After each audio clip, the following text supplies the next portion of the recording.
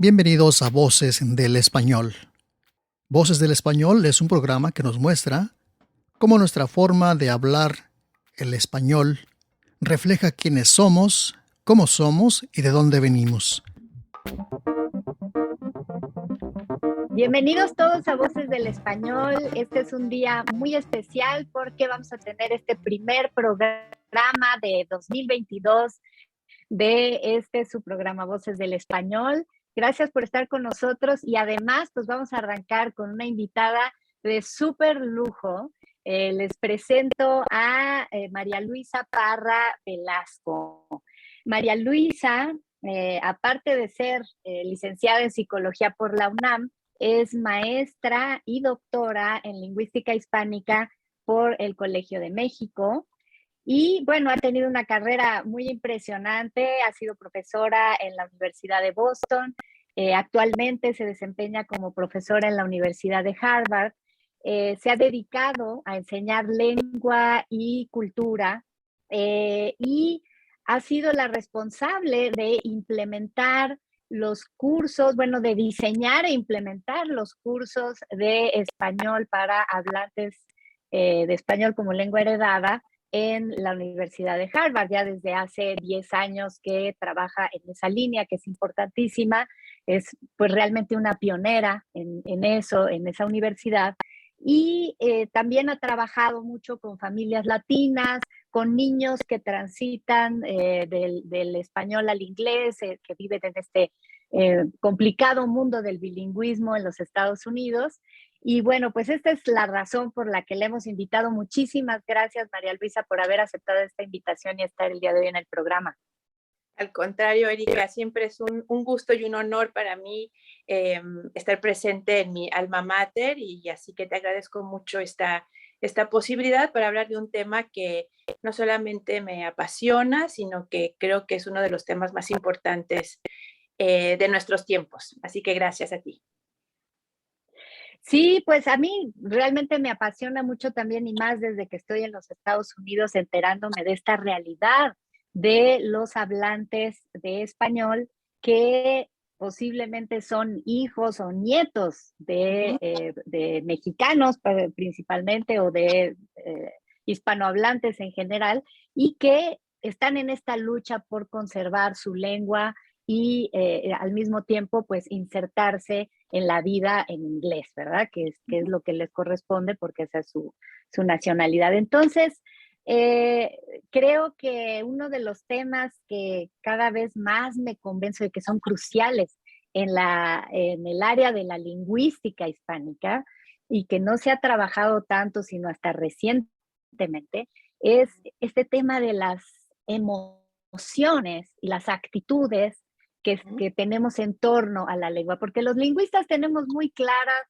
cómo funcionan las lenguas, las variantes que existen, etcétera, pero cuando lo socializamos, cuando hablamos de esto con el público, empezamos a encontrar actitudes a veces de enojo, de resistencia, eh, de rechazo, ¿no? O ideas que no sabemos realmente de dónde vienen, de dónde se habla mejor el español y quién es la autoridad para cómo se debe de hablar, etcétera. Entonces, este es un mundo que está realmente fuera del ámbito científico, lingüístico, y que es más un tema quizá de sociolingüística, ¿no? ¿Tú cómo lo ves? Sí, bueno, primero hay que mencionar que el ser lingüista no nos quita las actitudes, o sea, todos tenemos actitudes hacia nuestra propia lengua, las lenguas y a los otros. Entonces yo creo que dentro de nuestro campo también hay diferentes posiciones sobre la diversidad lingüística que hay dentro de nuestra comunidad hispanohablante misma. Y es cierto que un tema que a mí me ha interesado muchísimo últimamente es este tema de las epistemologías intuitivas, de las creencias, de los sesgos cognitivos que todos tenemos hacia las lenguas, pero realmente es hacia los hablantes. Entonces yo creo que todo este mundo afectivo que tú mencionas, es cierto, se ha descartado en términos de investigación, de alguna manera no es tan prominente, pero juega un papel fundamental en la interacción diaria con los otros y está presente en la relación maestro-estudiante. Recientemente escribí un libro justamente dirigido a maestros de español como segunda lengua que empiezan a recibir en sus aulas hablantes de herencia. El libro se llama La enseñanza del español y la juventud latina, donde justamente enfatizo el componente relacional y la importancia de que los maestros tomemos conciencia de estos afectos y estas actitudes hacia la lengua y hacia estos estudiantes. Me encantó tu comentario de dónde vienen. Y yo creo que estas actitudes vienen de muchos lados, desde nuestras propias familias, la escuela, desde luego, nos educa a tener ciertas ideas sobre la lengua, lo que es hablar bien, lo que es hablar mal, lo cual no quiere decir que así sea, es una norma que aprendemos. Se separan estas ideas del lenguaje escolar culto, académico, del lenguaje popular. Y el problema no es que se separen, el problema es que se desvaloriza cierto tipo de habla, se estigmatiza de nueva cuenta no solamente el habla, sino a los hablantes. Entonces creo que ahí hay mucho trabajo que hacer, sobre todo ahora a la luz de la diversidad tan grande dentro de Estados Unidos, donde prácticamente tenemos todas las variedades del español, pero también, por ejemplo, en México, donde hay un tema de migración muy importante, están llegando diferentes variedades del español y, bueno, los niños se enfrentan a un currículum de español mexicano, valores e ideologías mexicanas y, bueno, ¿cuál es la posición de los maestros sobre eso? Entonces, creo que hay mucho que trabajar ahí. Y yo siempre insisto en que no se trata de no enseñar el español culto o escolar. Se trata de repensar la lengua del otro como una fuente de recurso y de aprendizaje para todos los estudiantes también. Sí, qué bueno que lo mencionas, María Luisa, porque yo quiero poner ejemplos muy concretos para que la gente que nos escucha se dé una idea de a lo que nos enfrentamos los profesores, ¿no? Entonces, por ejemplo, mi centro de adscripción en la UNAM es el Centro de Enseñanza para Extranjeros. Recibimos estudiantes, adultos de todo el mundo para aprender español. Y pues en los años recientes hemos empezado a recibir a algunos de estos migrantes de retorno o simplemente mexicano-americanos que decidieron ir a México a perfeccionar su español o a buscar nuevas oportunidades de desarrollo académico o profesional, laboral, etcétera. Entonces, estamos, ¿no?, muy contentos en nuestra aula, empezamos a dar nuestra clase de español. Estos estudiantes normalmente o sea, quedan ubicados en un nivel intermedio a alto de español porque su fluidez es bastante buena, ¿no? Pero su escritura es un poco extraña y no es extraña de la misma manera que es extraña cuando escribe un ruso o un hindú o o un europeo, ¿no? En una lengua extranjera, sino es su lengua, pero la escritura no está muy desarrollada. Oralmente tienen mucha fluidez, pero empezamos a escuchar expresiones que no nos esperamos, como utilizar aiga en lugar de haya, o decir gentes en lugar de gente, o decir aseguranza en lugar de seguro, seguro médico o seguro de vida, o palabras como ansina en lugar de así o de esta manera, que en el ámbito, digamos, universitario mexicano no se escuchan. Entonces nos parece extraño. ¿Y qué pasa con este profesor? O sea, ¿qué actitudes puede tener frente a esta realidad? Bueno, como tenemos generalmente una formación profesional desde la normatividad, creo que la primera reacción que se tiene es de rechazo a ese tipo de palabras y de expresiones. Yo creo que es muy desafortunado reaccionar con rechazo o con una actitud solamente normativa por dos razones. Por un lado, todas estas palabras en algún momento son reflejo de la historia de la lengua, para empezar. Así que son palabras que podrían darnos oportunidades de enseñar y de traer a todos los estudiantes para reflexionar sobre los procesos históricos de la lengua, que nunca, sobre los cuales muy rara vez se reflexiona en el aula L, ¿no? Son procesos históricos, son procesos sociales. Mencionaste la palabra aseguranza, que es una palabra que se usa en Estados Unidos como un, no sé, calco léxico de insurance. ¿Y por qué pasan esos fenómenos lingüísticos? Entonces creo que los profesores ahora se encuentran con el gran reto de tener limitaciones importantes con la formación profesional que recibimos, tal como la hemos recibido hasta ahora. Yo creo que ese es un área también grandísima para seguir desarrollando, no solo grande, importante, no solo en lo lingüístico, te diría que en lo ético de nuestro trabajo, porque cada vez estos estudiantes llegan al aula y que digan AIGA o que digan aseguranza no es un tema como de déficit personal, es la lengua que ellos han aprendido en el contexto donde han crecido y que es un contexto que no les ha dado mayor acceso a situaciones de educación formal de la lengua donde sepan que además de AIGA hay otras formas más prestigiosas. AIGA, aunque AIGA fue la forma prestigiosa hace muchos años, y que aseguranza no es un error, es un resultado de un contacto lingüístico, como tenemos en el español de ahora, resultados de contactos lingüísticos históricos,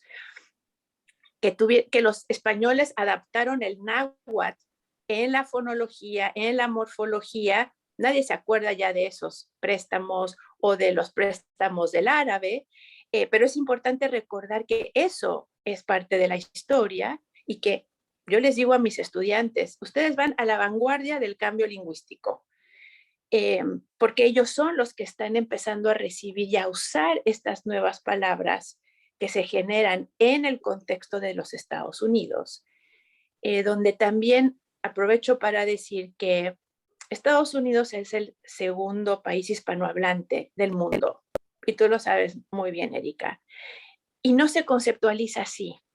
Cuando yo les pregunto a mis estudiantes, ¿dónde se habla español? Es de México para abajo, pero hay 40 millones de hablantes, de hispanohablantes en Estados Unidos, ¿no? Entonces, creo que tener en cuenta como profesor que en Estados Unidos se está desarrollando un español de Estados Unidos, complejísimo en su historia, riquísimo en sus fenómenos lingüísticos, podría ser muy bien parte de nuestra clase. Por la segunda razón, y es la autoestima de los estudiantes. A un estudiante latino o latinex, si tú le dices que mal que diga AIGA y aseguranza, bueno, lastimas la autoestima y además mermas la motivación para seguir estudiando, ¿no? Y creo que eso es algo muy importante que tenemos que tener en cuenta ahora los profesores en este siglo. No se trata de mermar autoestimas ni identidades, al contrario, se trata de invitarlas a ser parte de la expansión del mundo hispanohablante. María Luisa, me parece fascinante que puedas hablar de estos temas desde tus dos formaciones. Eres psicóloga y al mismo tiempo eres lingüista y profesora de lengua y cultura. Y creo que lo que dices es revelador.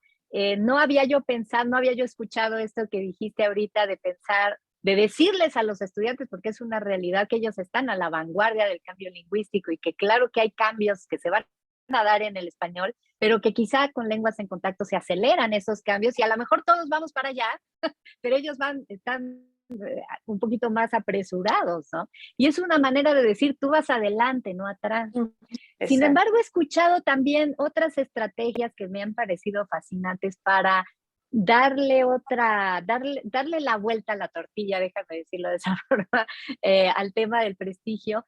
Recuerdo una persona del sur de Estados Unidos, hijo o nieto de hispanohablantes, pero bueno, fue de estos que ellos nunca cruzaron la frontera los cruzó a ellos, o sea, ellos siempre han sido de allí, hispanohablantes, y hubo un momento en que era parte de México, un momento que ya era parte de Estados Unidos, y él tenía un español que a oídos de una persona como yo de la Ciudad de México podríamos decir que sonaba rústico. Y él decía, bueno, es que yo hablo como, como con el español de Cervantes. Y todos sabemos que en este español rústico hay muchas cosas que podríamos considerar arcaísmos, que no son arcaísmos porque están vivos, pero que a oídos de personas en España o en México o en las grandes capitales del mundo hispanohablante suenan arcaicos. Y es una bonita manera de decirlo. ¿Qué te parece que yo hablo la lengua de Cervantes? Sí, bueno, es una, a ver, Cervantes es lindo porque tiene el prestigio de Cervantes, ¿no? Si dijeran hablo el español de César Chávez, a lo mejor no se reaccionaría igual, pero no tiene por qué ser menos importante. Claro.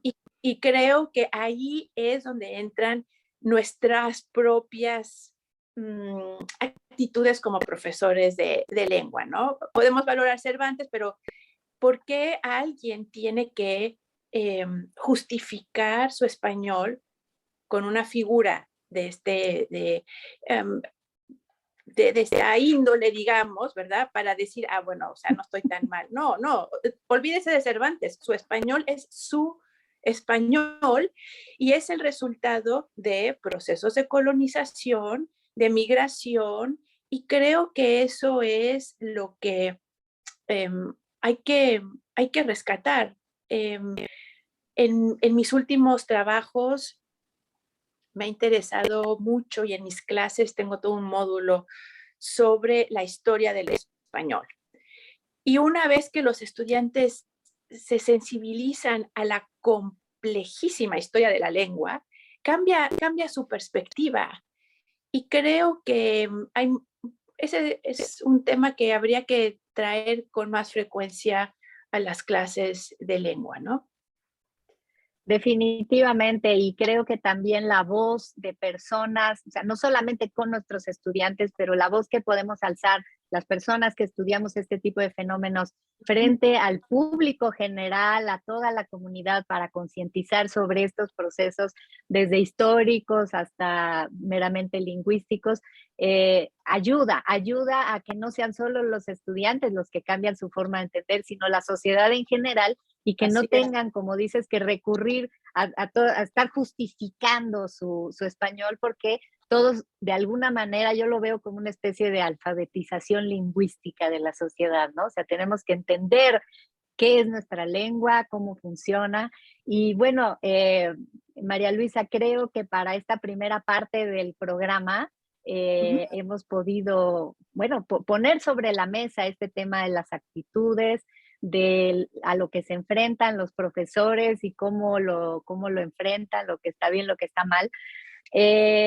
Y bueno, si te parece, vamos a hacer una brevísima pausa.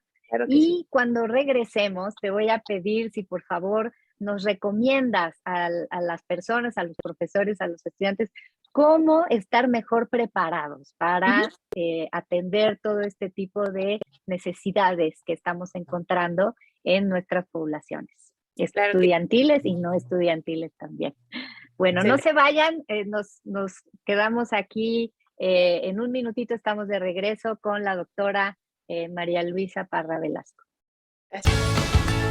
Gracias por estar compartiendo con nosotros este nuevo programa de Voces del Español. También te invitamos a visitar nuestra mediateca. Es una colección de material audiovisual difundido en medios digitales para promover la cultura.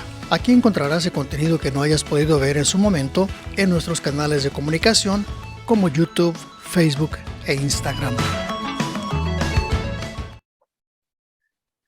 Gracias por quedarse con nosotros. Estamos conversando con la doctora María Luisa Parra Velasco, psicóloga, lingüista, especialista en temas de la enseñanza del español como lengua de herencia, pionera de programas de enseñanza de este tipo en los Estados Unidos, en particular en la Universidad de Harvard.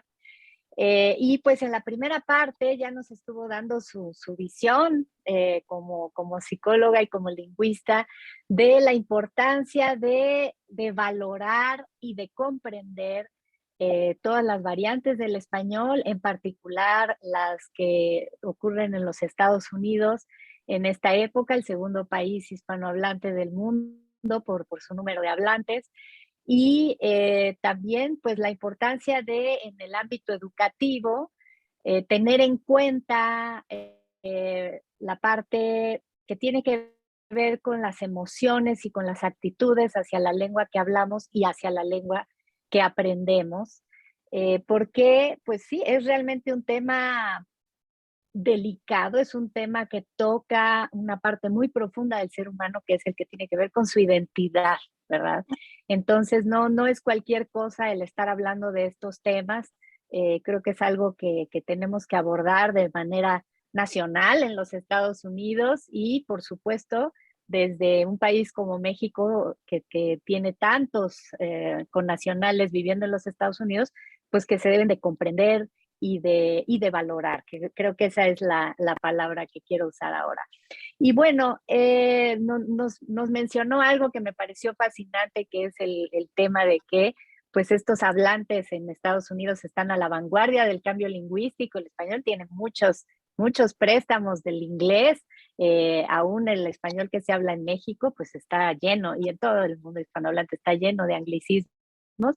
Entonces, bueno, pues no nos debería de preocupar ni de asombrar el que los hispanohablantes de los Estados Unidos estén incorporando toda una serie de elementos del inglés en su español y que lo estén enriqueciendo de esa manera. Bueno, María Luisa, pues para esta segunda parte, como habíamos adelantado, te quiero preguntar, sobre todo si nos puedes compartir algunas experiencias de éxito y de fracaso, porque seguro en estos 10 años que has estado trabajando en esto has podido observar gente que ha hecho cosas que ha tenido, a lo mejor bien intencionadas, pero que han tenido malos resultados, y otras que han dado buenos resultados. Y si nos las pudieras compartir, pues para beneficio de todos los que estamos en este medio de trabajo, ¿no? En este ámbito. Claro que sí, Erika. Bueno, creo que aquí es muy importante que como profesores definamos, o sea, qué queremos, qué entendemos por éxito y por fracaso. Porque creo que eso es una definición muy importante. Si para nosotros el éxito es que los estudiantes terminen el semestre poniendo absolutamente todos los acentos habidos y por haber, ese es un estándar de éxito. Hay gente que lo tiene, ¿no? Yo defino el éxito de como cuando yo veo que un estudiante llega con dudas sobre su capacidad como hispanohablante y yo veo que a lo largo del semestre cambia esa actitud y termina con una gran motivación para seguir estudiando español, para mí ese es el éxito. Digo, si se le va acentito más, acento menos, a mí también se me va, yo también tengo que buscar palabras en el diccionario, pero por ejemplo, este semestre pasado recibí un correo electrónico que creo que te va a enseñar la definición de éxito para mí. Una chica que con estándares, digamos, entendiendo como niveles, ¿verdad? Su español a lo mejor era, yo diría que intermedio, más bajo que avanzado. Pero quiso estar en la clase, que es bastante avanzada. La escritura la fue ejercitando. Terminó el semestre con un proyecto de arte, que ahora es un poco de lo que voy a hablar, donde ella representó todo un camino, como un journey, ¿no? Que ella siguió durante el semestre, y al final del semestre ella terminó muy motivada para ayudar a sus padres en su negocio en español. Y al inicio de este semestre justamente me escribió un correo que decía, profesora Parra, eh, yo antes de tomar su clase pensé que mi español era un lost cause, pero ahora entiendo que yo quiero seguir estudiando español. Para mí ese es el éxito. Cuando un estudiante deja de pensar que es un problema y un lost cause y se da cuenta que esto es un proceso de aprendizaje y que puede y que le beneficia y que lo reconecta, la reconecta con su familia y con su comunidad. El fracaso para mí sería alguien que no quiere seguir, que termina con una autoestima mermada. Tengo muchos ejemplos de estudiantes que llegan así de high school, donde entraron pensando que no necesitaban tomar español, pero bueno, decidieron entrar a un curso y al final del semestre terminan sintiéndose terriblemente inseguros porque no entienden las reglas gramaticales en el texto, lo cual no quiere decir que no sepan gramática porque la saben.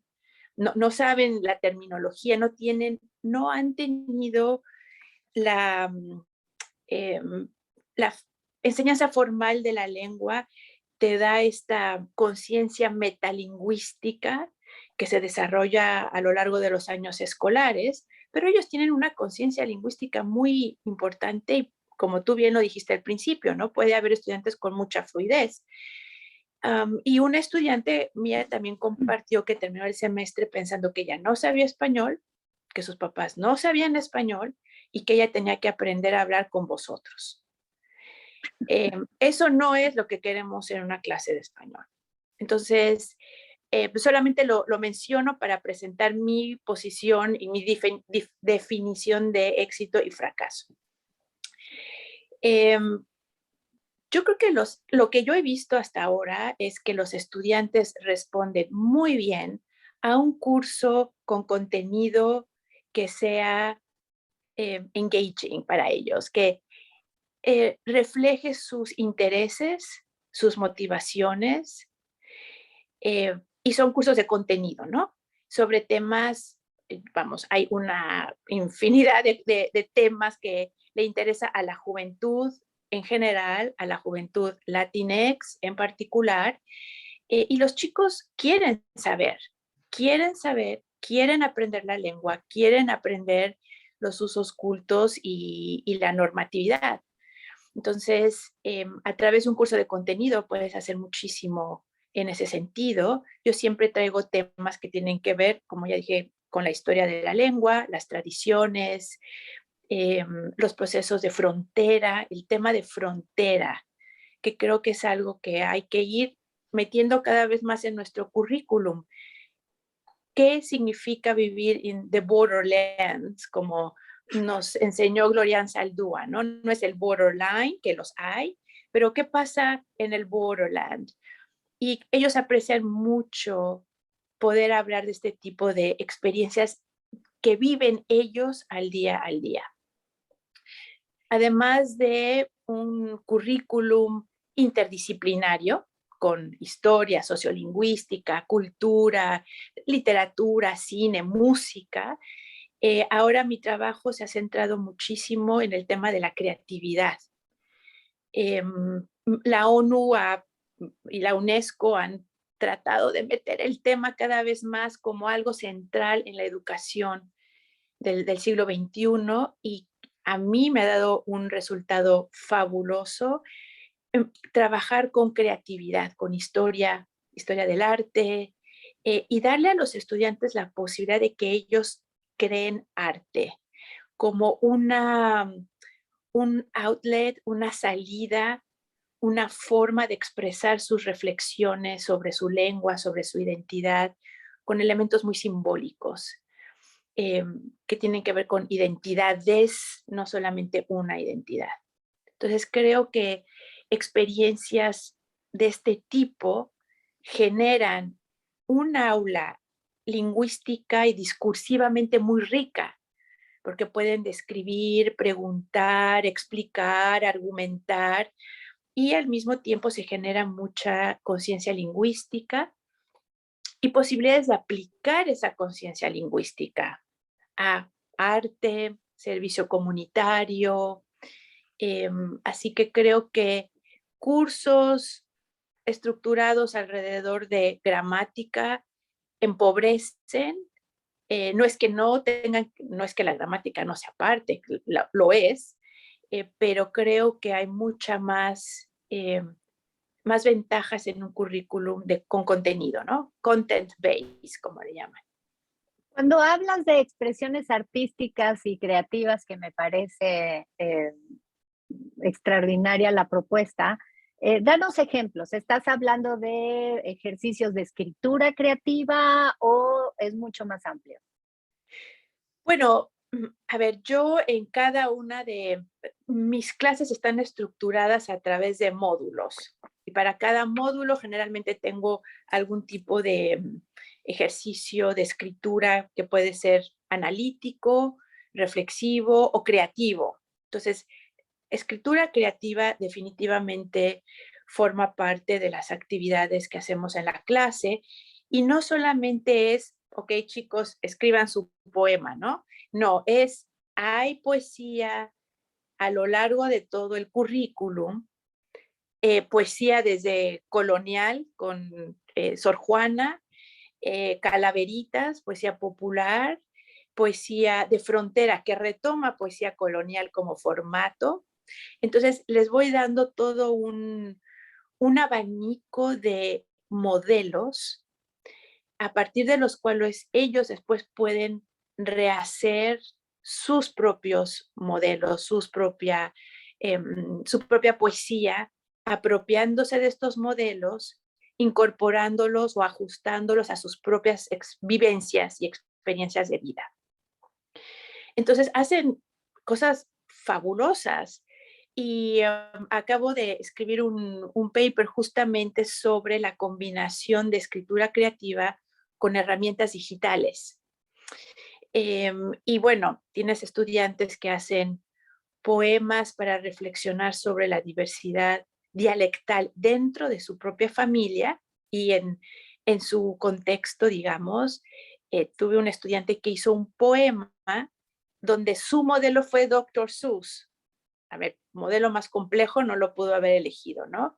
Hizo un poema extraordinario y después con rima, trabajó mucho la rima. Otra estudiante hizo un collage de fotos con familia de México, familia en Estados Unidos, las banderas, y el fondo era un rompecabezas. Y su poema se llamaba Rompecabezas. Fue un poema bilingüe donde ella reflexionó sobre toda su experiencia de frontera. ¿Bilingüe como en Spanglish o...? Ajá, sí, exactamente, translingüe, ¿no? Donde iba mezclando las dos lenguas de una forma muy, muy poética, muy artística. Otra chica hizo un poema, una experiencia fascinante, donde ella habló con su abuelo, tomó la clase, ella es blanca, aprendió español como segunda lengua, tenía un acento español, pero su familia es chicana. Entonces ella realmente tenía un conflicto de identidad y se preguntaba si realmente ella podía considerarse latina o no. Al final del curso fue con su abuelo a Los Ángeles y le contó de la clase, de todos los temas que estábamos conversando, y el abuelo le sacó una caja con toda la historia familiar porque ellos habían sido fundadores de una casa de cultura chicana en Los Ángeles. Entonces la chica, como proyecto creativo para la clase, hizo un video donde tomó fotos de todos estos materiales, compuso una canción donde ella reflexiona sobre su identidad. Y entonces hizo el video con la canción y la última escena del video es ella con el abuelo. Entonces, son proyectos sumamente conmovedores donde tú te das cuenta que como profesores de español, lo que está en juego es esa humanidad, esa posibilidad de reconexión con ellos, te diría que hasta de sanación afectiva con ellos mismos y con su familia. Y por supuesto, esta chica ahora está totalmente involucrada en querer promover esta cultura y en querer pasarla a sus hijos. Entonces, para darte Ahí está el éxito, ahí está ahí tu está el definición de éxito. éxito y el punto es, tenemos una responsabilidad ética, moral con nuestros estudiantes. No es solamente que sepan la diferencia entre pretérito, impretérito y imperfecto y el acento. Esto va más allá y creo que ahí podría responderte a a la pregunta de la formación docente, ¿no? Que tiene que ver con tomar conciencia de que nuestra labor se ha transformado, se está transformando y hay un componente ético y moral que no podemos dejar de lado en esta formación. Me encanta lo que dices, María Luisa. Creo que nos has dado ejemplos espléndidos, profundamente conmovedores, en verdad. Creo que todos los hemos vivido de una manera o de otra, los que hemos tenido contacto con este tipo de estudiantes, de este tipo de población. Digo, en general, el enseñar tu lengua y tu cultura a un grupo de estudiantes de diferentes partes del mundo ya tiene este compromiso de demostrar lo que significa entrar a una lengua y a una cultura a través de esa lengua y el respeto que debe de haber, el entendimiento, el diálogo, la comprensión de todos los elementos culturales, etcétera. Pero aún más, como bien lo acabas de decir, cuando los antecedentes de esa persona, familiares, personales, tocan tan puntualmente el tema del aprendizaje del español en este caso, ¿no? Entonces, muchísimas gracias realmente por compartirnos tu experiencia. Creo que debemos de seguir hablando mucho, pero esto que nos has compartido creo que nos da una muy buena idea a los profesores, ¿no? A los profesores que atendemos a este tipo de población. Y me gustaría terminar el programa, si me lo permites, María Luisa, con que nos digas en unas cuantas frases qué debe saber un hablante de herencia sobre su español. O sea, no nos da tiempo de entrar en el tema, pero ¿qué debe saber? Bueno, yo creo que es muy importante que sepan que su español no está mal, que su español no tiene, sí, que no está mal. Es el resultado de procesos históricos, culturales, sociales, transculturales y políticos, sobre todo.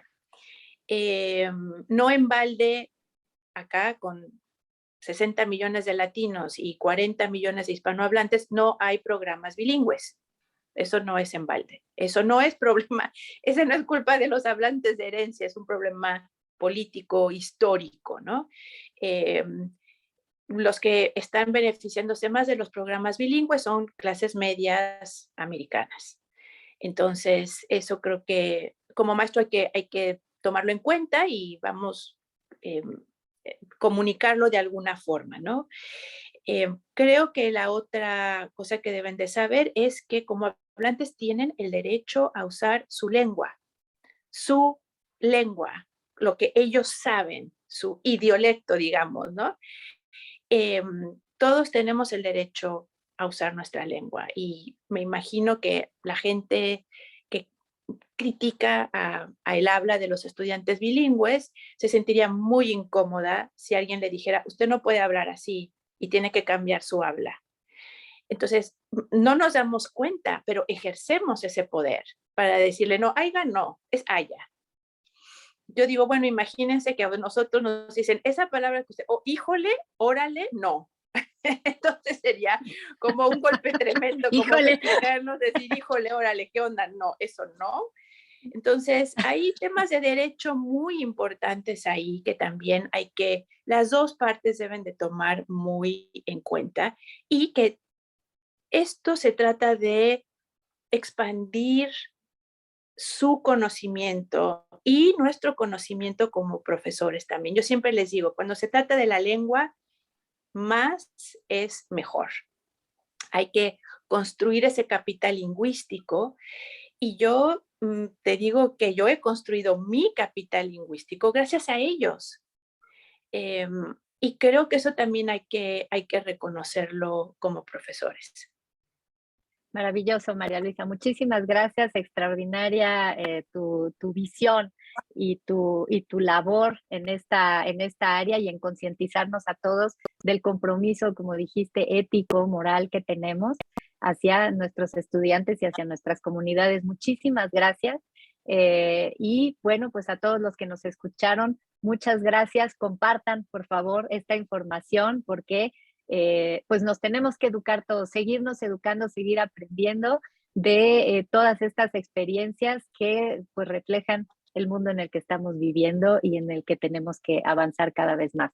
Muchas gracias a todos y los espero en nuestro siguiente programa de Voces del Español. Muchas gracias a ti, Erika. Un gusto.